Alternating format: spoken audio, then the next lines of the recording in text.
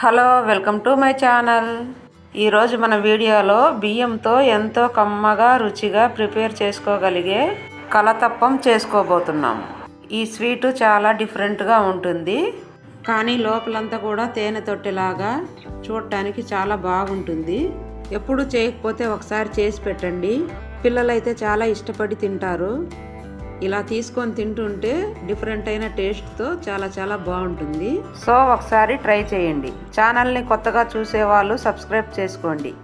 నేను చేసే కొత్త వీడియోలని నోటిఫికేషన్లో మీకు వస్తుంది.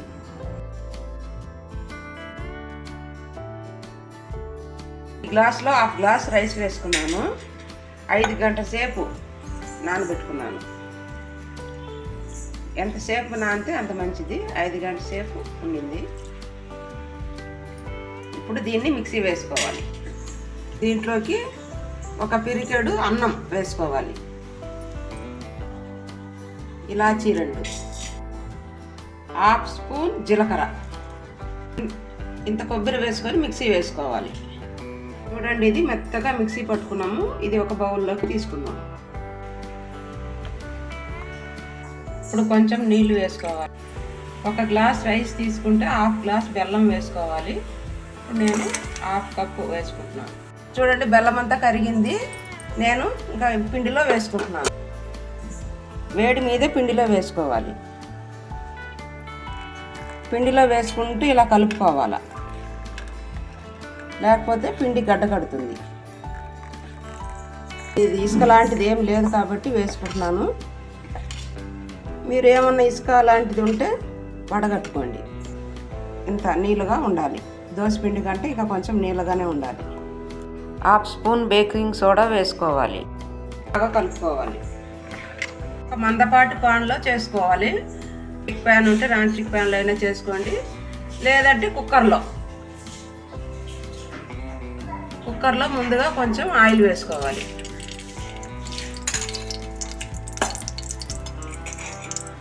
ఆయిల్లో ఇలా చిన్న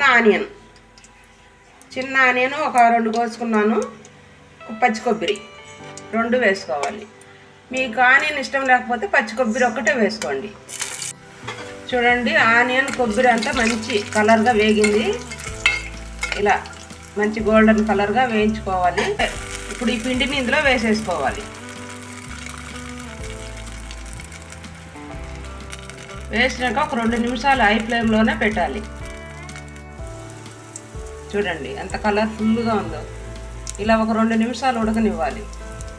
ఉడకనిచ్చినామనుకోండి, ఈ కొబ్బరి ఈ ఆనియన్ అంతా ఎక్కడిదక్కడే ఉంటుంది, లేదా అంతా ఒకే దగ్గరికి ఉంటగా వచ్చేస్తుంది.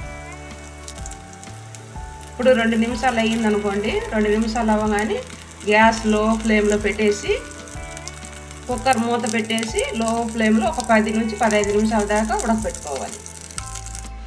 కుక్కర్ మూసి పెట్టేశాను. ఇప్పుడు 10 నుంచి 15 నిమిషాల దాకా ఇలాగే వదిలేదు.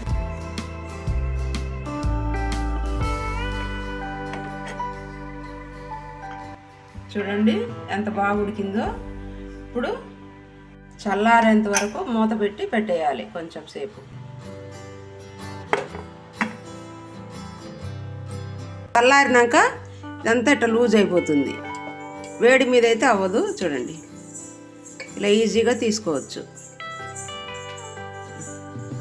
పోలేదు, చూడండి ఎంత బాగా వచ్చింది. చూడండి, కుక్కర్లో కూడా ఏం వండుకోలేదు. చూడండి, వెనక కూడా ఏం మాడిపోలేదు. ఎంత బాగా వచ్చిందో. మనం గ్యాస్ సిమ్లో పెట్టుకొని చేసాముగా, లో ఫ్లేమ్లో, అందువల్ల ఏం మాడిపోదు, బాగా వస్తుంది.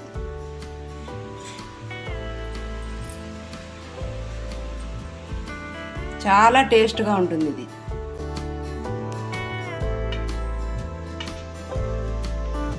అండి ఎలా వచ్చిందో, తేనె తొట్టెలాగా ఎంత బాగా వచ్చిందో చూడండి. చూడండి ఎంత బాగా వచ్చిందో.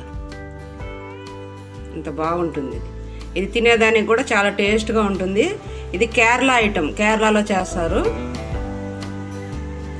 కొబ్బరితో చేసాంగా, బెల్లము కొబ్బరి రైస్ చాలా టేస్ట్గా ఉంటుంది. చూడండి,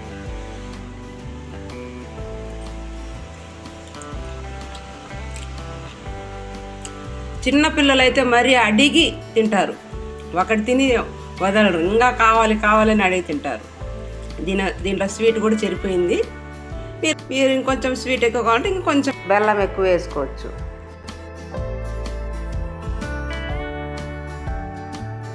ఖచ్చితంగా మీరు ఒకసారి ట్రై చేయండి. మీకు ఎలా కుదిరిందో కామెంట్ బాక్స్లో నాతో షేర్ చేసుకోండి.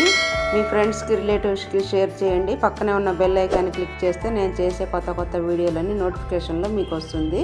అలాగే లైక్ చేయండి. మరొక కొత్త వీడియోతో మళ్ళీ కలుసుకుందాం. Thanks for watching.